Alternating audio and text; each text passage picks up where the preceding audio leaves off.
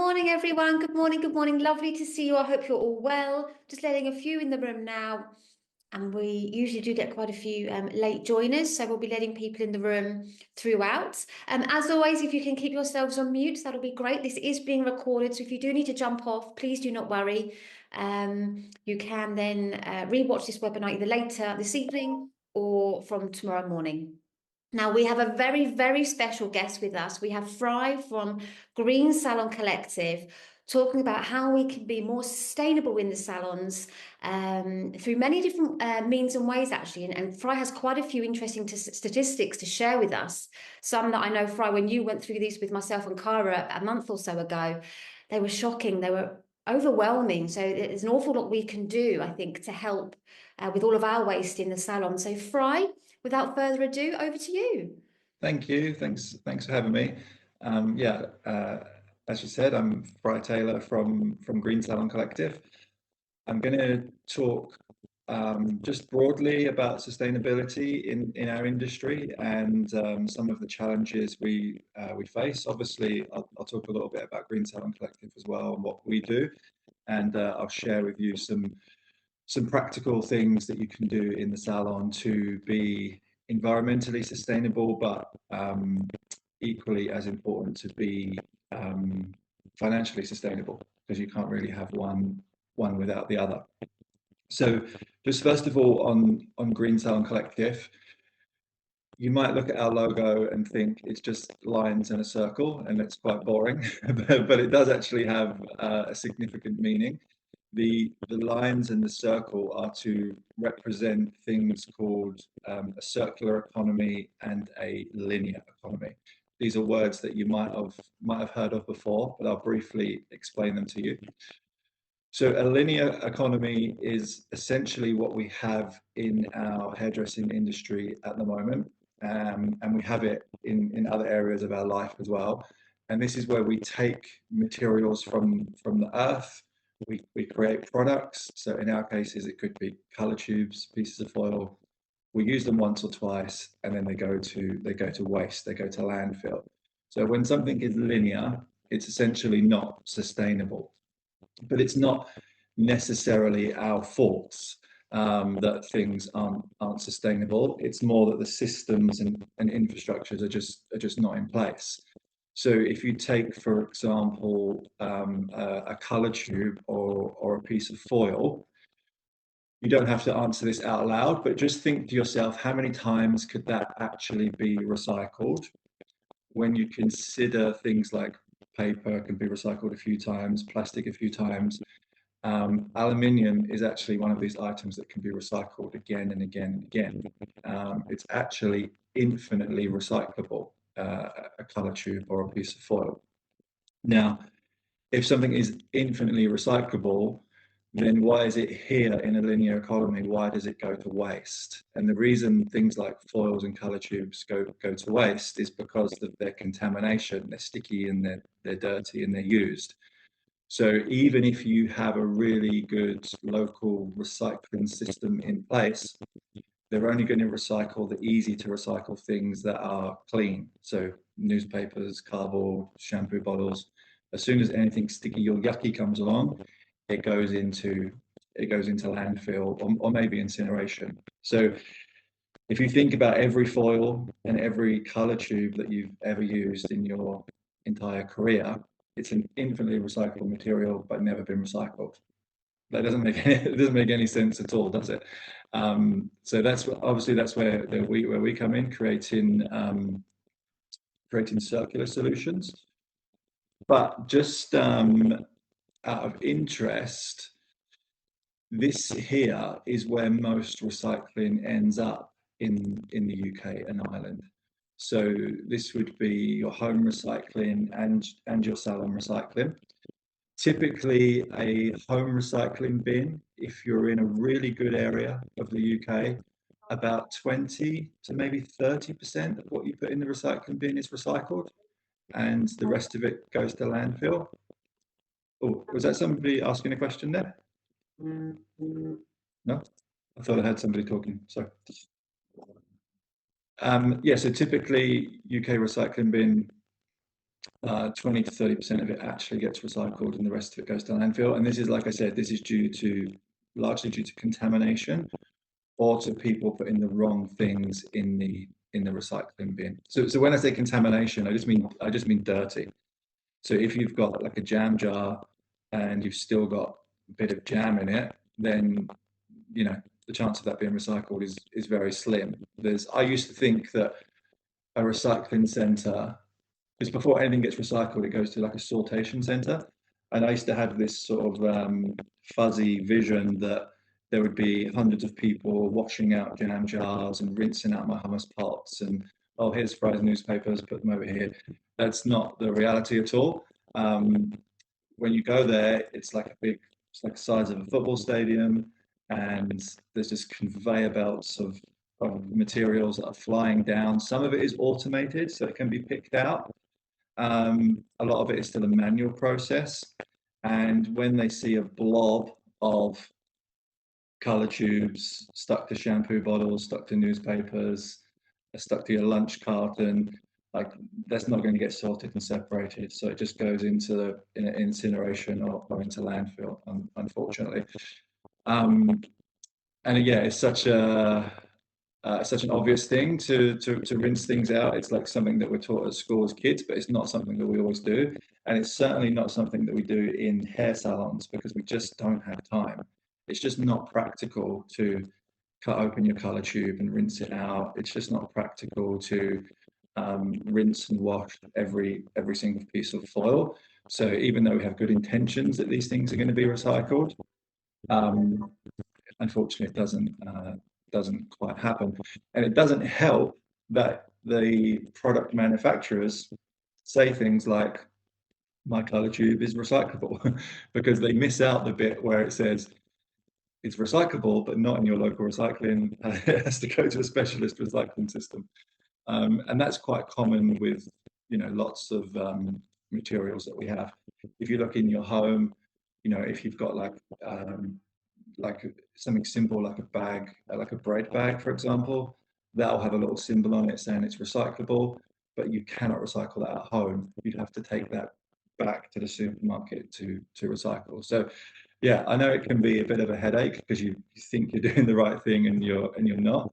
And we're often told things that are true, but there's often a bit of a bend in that truth, unfortunately. So what obviously we want to do is to create completely circular solutions and close the loops, because we are all going to use plastics, we are all going to use cardboards, but we've just got to try and use them responsibly. So when you do buy your bread, take it back to the box in the supermarket. Do rinse out your containers and things when you're using them at home. If you've got a basic recycling system in the salon, then make sure you're washing out your shampoo bottles and oxygen bottles, and they will get recycled.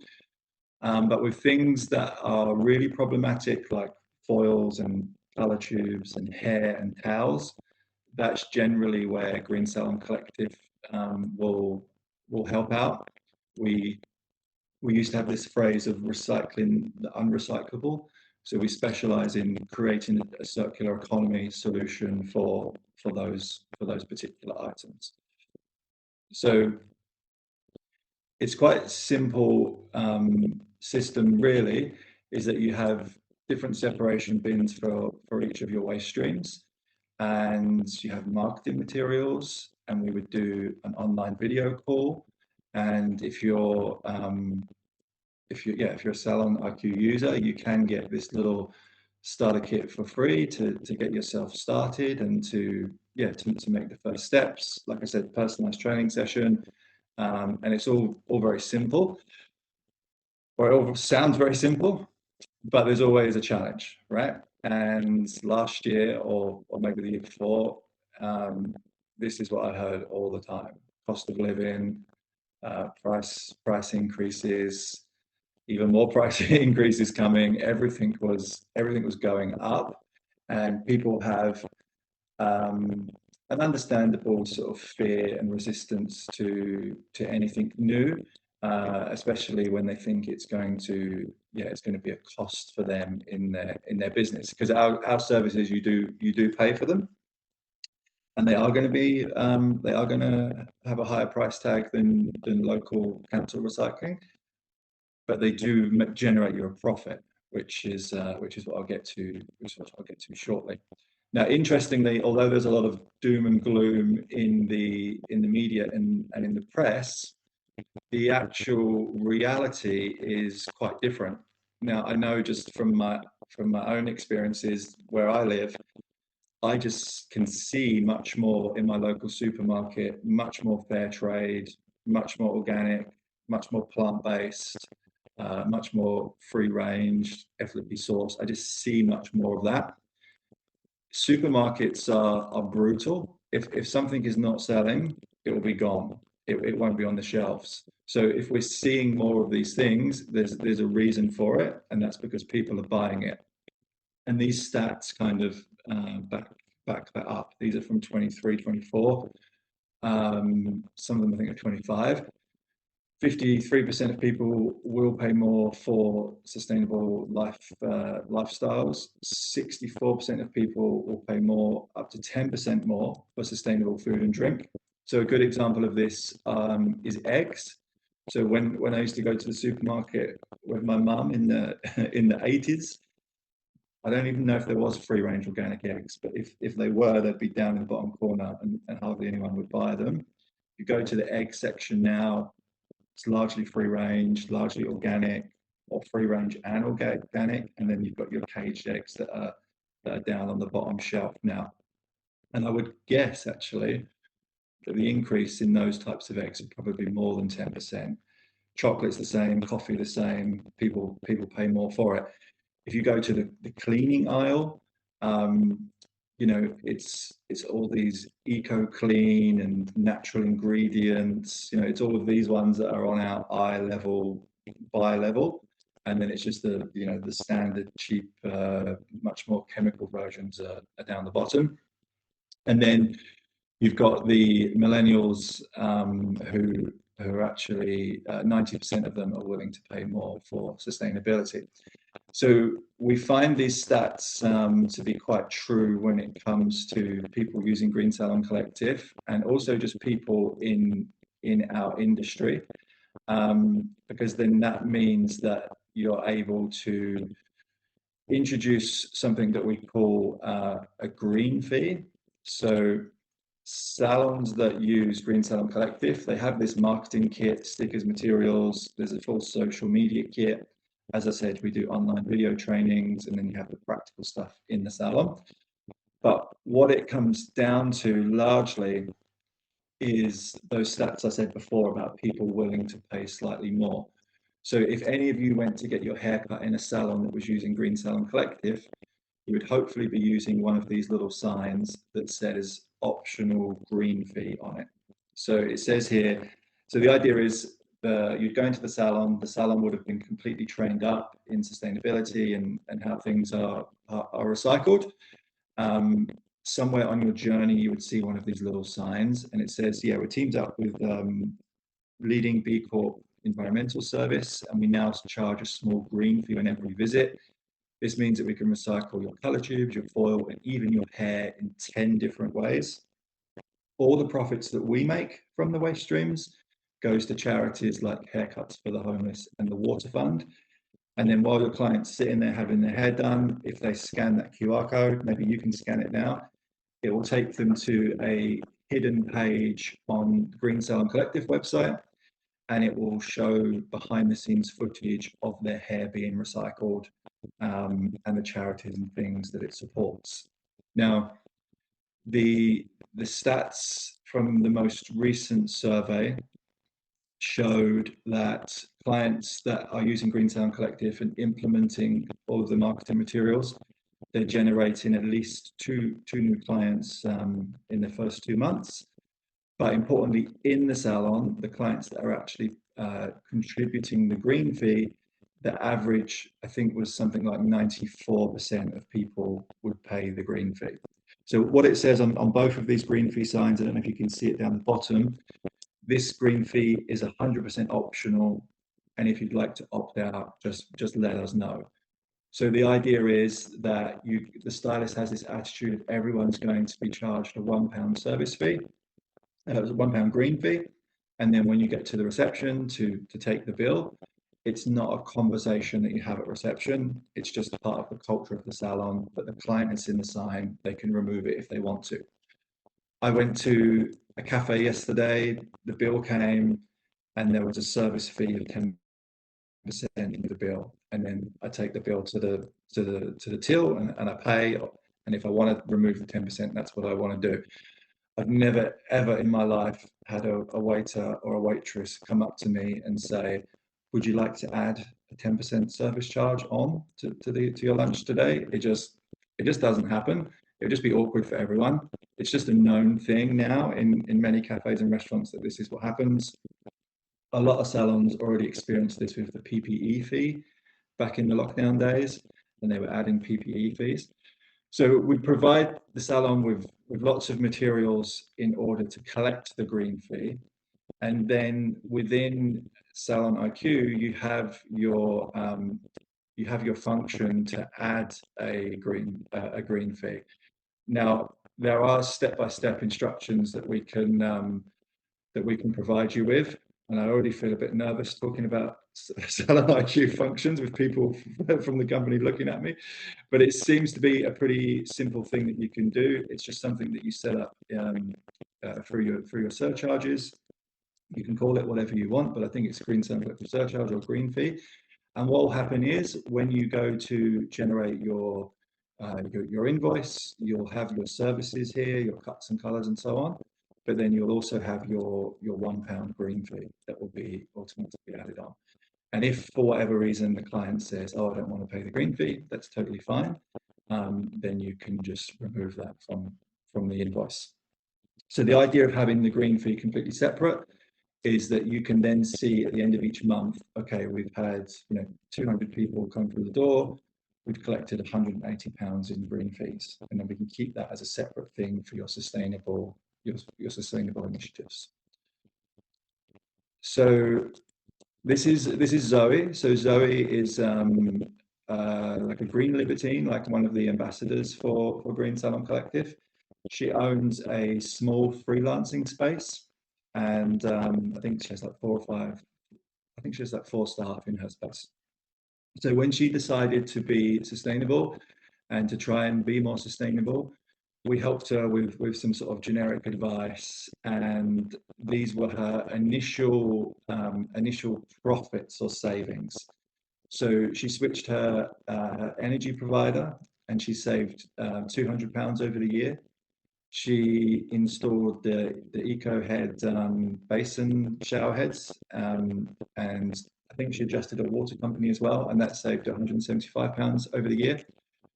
She had 3,000 clients come through the door who paid the green fee, and then that was her total there.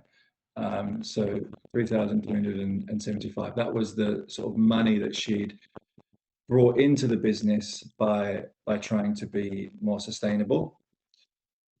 She then spent about 1,000 recycling with Green Salon Collective.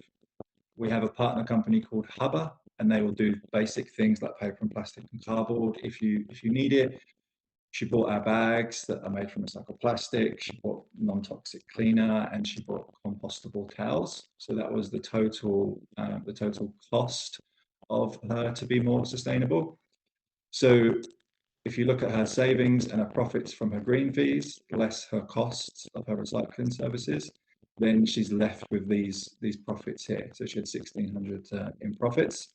Then, to further her cause and to help attract new clients and to continue trying to be more sustainable, she then spent £125 of those green profits in entering competitions, £450 going to awards nights and schmoozing and drinking and having a good time.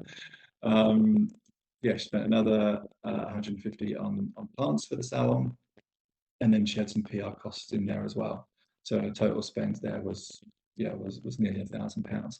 So she was able to do quite a lot and to cover quite a lot of her costs and to still come out on top, just by offering the clients the opportunity to contribute a small £1 green fee. So it seems like it worked out quite well for her, and that seems to be a common case with anyone who uses Green Salon Collective. So as I said earlier, you're more than welcome to access one of these very basic starter kits. If you're a Salon IQ user, we would do a video call with you, and we would go through how we can recycle and what we can do. And yeah, if anyone would like one of those, you're welcome to scan that QR code and get in touch. So I'll just tell you a little bit to finish up with on what we do actually do with the materials, because it is quite interesting.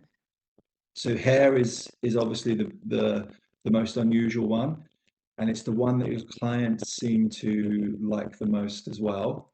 I haven't been working in a salon for years, but when I did, I would often get that question, what do you do with all the hair? And you'd normally just say, just chuck it in the bin. There's actually 10 different uses for recycling hair. I think the most popular one is the oil spill cleanups.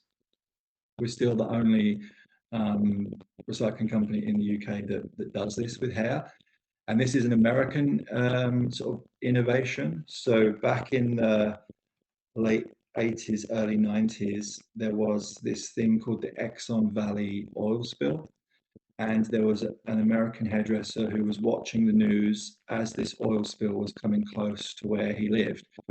And he noticed all this wildlife coming out of the water, and all the fur and the feathers was all drenched in this oil. But you know how hairdressers often, no matter who's on TV, just go straight to the hair, look straight at the hair, in this case the fur. He kind of thought to himself, well, that makes complete sense, because if my next client came in and her hair was really oily and really greasy and really dirty, if all I did was to rinse her hair in cold, salty water, her hair's still going to be oily and greasy and dirty. So that must mean that hair will attract itself to oil even in water. So he thought to himself, well, if this oil spill is going to wash up on my town here, maybe I could use human hair to remove the oil from the water, in the same way that as the animals were coming out of the water, they were kind of removing some of the oil, because it was stuck to them. So he filled up his bathtub and put a load of cooking oil in it, and then he got lumps of hair from the salon floor, and he put them in his bathtub. And yes, they were absorbing the oil, but it was just a complete mess. It was just getting all over him. So he needed some sort of carrying device for the hair. So he tried a few different types of materials. He tried putting hair into his socks, and he had these like little mini like sausage shaped things. And he tried like his jumper and his jeans and things like that. And eventually, when he was going for his wife's clothes, specifically her underwear, he found her tights, stockings, and it was actually the perfect material. So what he did was he'd run the experiment again, had his bathtub filled up, put the cooking oil in. This time he had a pair of tights. He stuffed the tights with this hair, and it created like a massive pair of hairy legs, essentially. And it was about this point his wife actually came home and was like, what the hell are you doing here? And he put these big hairy legs into the bathtub, and yeah, closed the legs, opened and closed a few times, and the oil was absorbing through the material of the tights into the hair. And it became known something called a hair boom. I have some here, actually. I'll grab some and show you in a second. And this hair boom essentially works like a sponge. It can be in the ocean, it can be on the edge of the shore. The booms that I've got are going to an energy plant. So the energy plant, they have lots of internal leaks and spills. in the same way like a mechanics and a garage would. And there's a lot of plastics and natural resources that are, well, there's a lot of plastics and synthetic resources that are used to clean up oil spills. And this is a really fantastic way of creating a natural, sustainable, circular version of that. Because when you're cleaning up anything with synthetic materials, essentially it's going to have to get incinerated.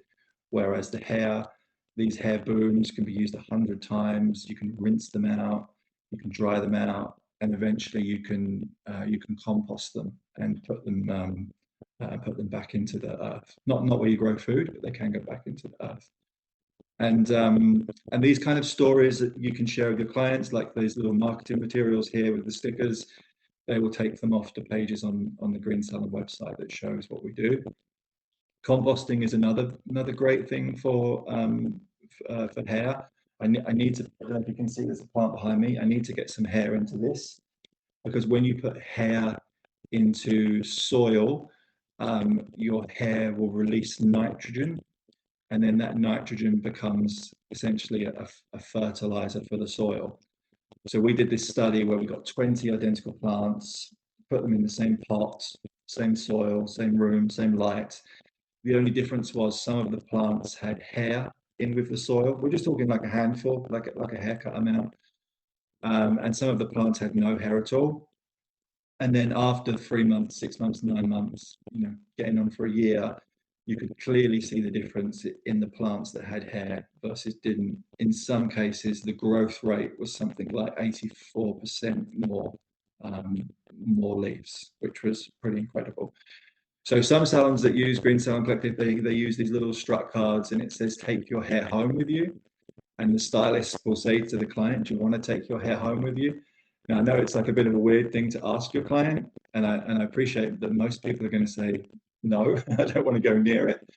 But you can say to your clients, well, here's this study, here's these pictures, here's our 2 plants, one with hair, one without. And you can just say your hair contains nitrogen and your plants will grow better. It doesn't matter that they don't want to take it. It's the fact that you've told them and you're being kind of professional, but telling them something they've not heard before.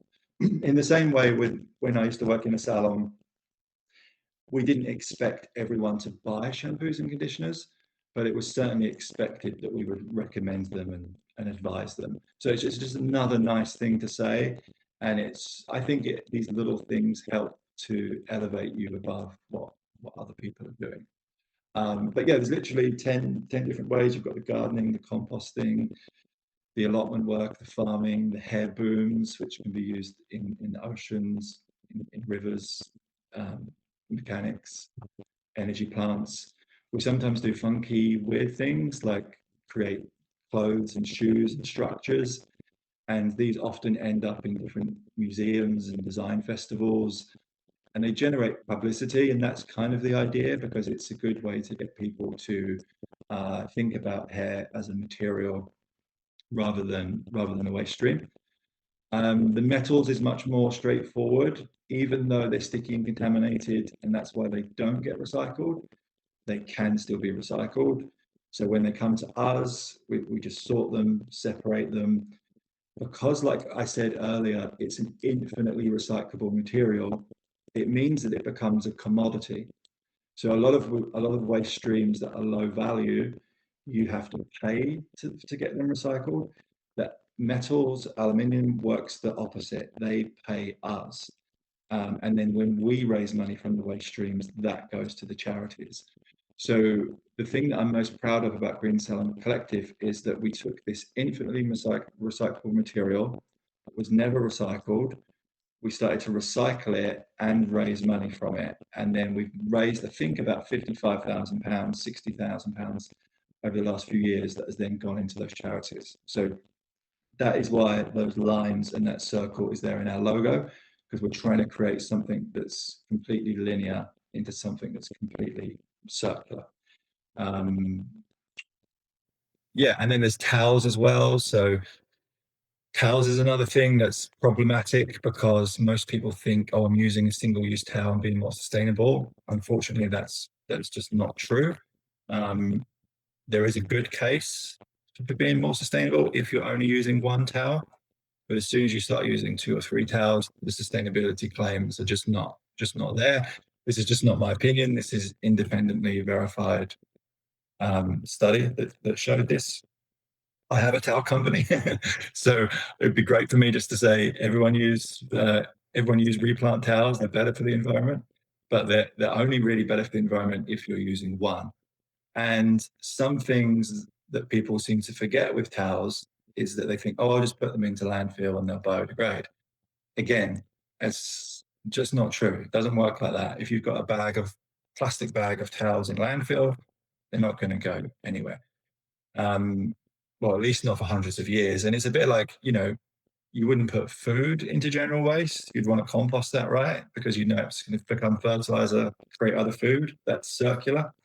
Putting single-use towels into landfill is not circular, and that's what we're trying to avoid.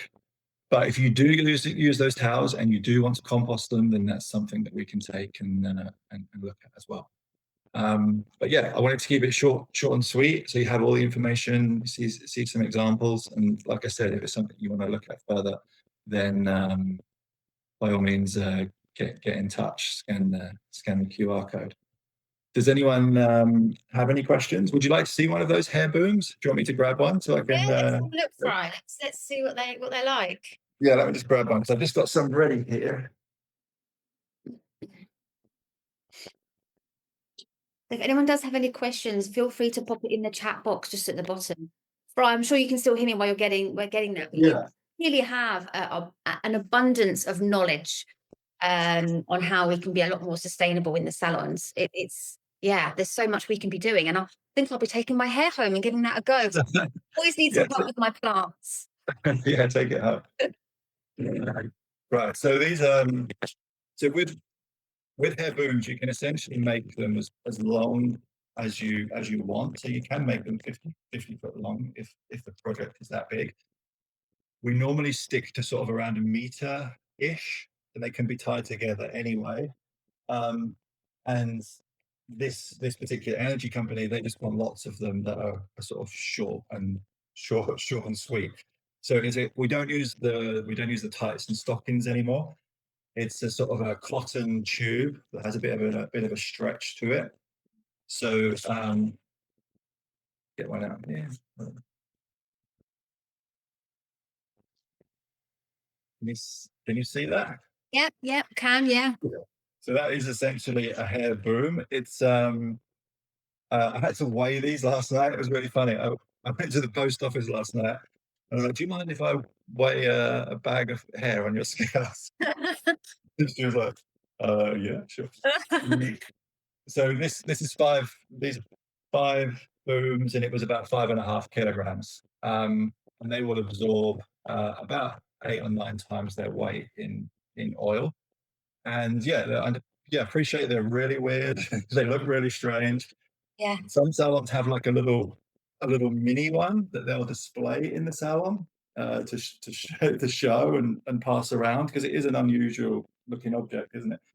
But yeah, you essentially just use that exactly how you'd use a sponge. It clearly has its uses, Fry. I mean, it's very simple, really, isn't it?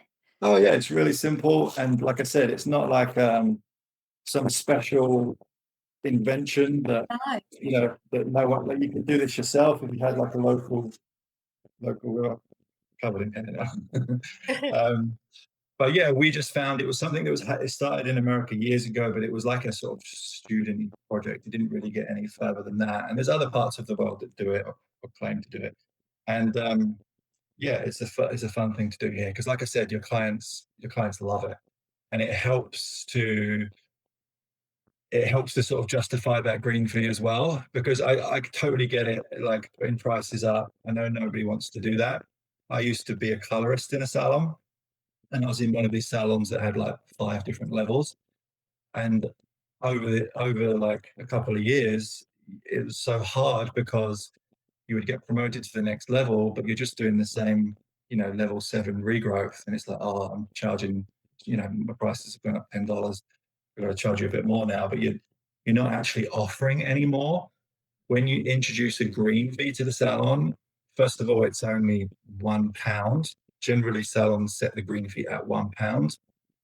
In Ireland, they do €2, which is about 170. And then some of the bigger cities, they do £3, £4, £5, but generally just a £1 green fee. So when you're charging your clients only £1 more, but you're giving them all this value because you can say, look at these charities, look at this oil spill cleanup, look at the gardening and so on, it really doesn't become a problem. And if it does, you just take it off their bill. But essentially, the way, obviously, you would have to pay for Green Salon Collective services.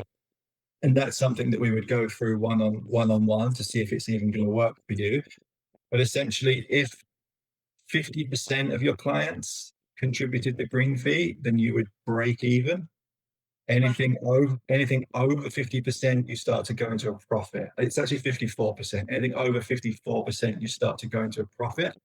So when you've got people like Zoe, who is, she's buying her towels, she's covering a basic recycling, she's entering all these awards, then, her green fee uptake is up there in the 95%, and she's able to do that. Right. And that is the average. That is what it works out to be. So the reason that some salons would start out with just the stickers and the marketing materials and the video training is because if you're on the fence about this, if you're not sure how your team are going to react or how your clients are going to react, then you really have nothing to lose here, because you do the video call, you do the training, you start charging the green fee, you've got the perfect system setting it up for a salon like you. And then after a couple of weeks, you can see, actually, everyone's paying this green fee. I'm now going to buy my bins and my boxes and the things that I need. And if for whatever reason, it didn't work out, then all you've lost is a half-hour video call with us going through it all. So it's it's one of those things. You've just got to bite the bullet and go for it. And that's why I'd encourage anyone watching this just to book a call and see if we can help you. Brilliant. We've actually got a couple of questions that have come through. Someone said they've just scanned the QR code. Yeah. It needs to be working. Oh, okay. Let me stop sharing my screen, and I will. I'll find you a different. Hold on. I'll just put a different link in the chat. Is that okay? Yeah, perfect. And then for another question comes through while you're just doing that. Does it matter if the hair is coloured or being permed when using in this way for plants? No, it doesn't. It doesn't matter. Now, some farmers who are organic farmers, they don't like to take hair that's got colour on it, but it doesn't actually matter if the hair is coloured or natural. For us, we take any hair, any length, any colour, any condition. It doesn't make a difference. Yeah, it's great. Yeah, if you could pop in the chat how we can contact you. Yeah, I'll just put that in there now. And if any, I'll just put my number in here as well. 29. Yeah, so if anyone just wants to call me directly, I'm Fry, and that's my number. But if you want to schedule a call or schedule a video call, you can just click on that link. Amazing. Well, thank you. So we've got a little bit of background noise. So but it has been recorded. If you wanted to jump back on this and go through all of that information Fry shared with us, and you will be able to this evening or first thing tomorrow. We've got a link there to reach out to Green Salon Collective along with Fry's mobile number. So please feel free to reach out. Fry, thank you so much. You have got so much information and knowledge to share, and we'll certainly be sharing it far and wide at Salon IQ. It's great what you're doing. It's fantastic. Awesome. Thank you. Thanks so much for having me. And appreciate anyone listening, and look forward to chatting. And something I always forget to mention as well is that we have almost as many freelancers as we do salons. It doesn't really matter how big or small you are. It's all going to be relevant to that £1. So don't be thinking, oh, I'm not going to have enough waste, or oh, my salon is too big. It can be done either way. Amazing. Brilliant. Thank you so much, Fry. Thank you. Thanks, everyone. Thanks. Yeah. Bye. Bye. Bye.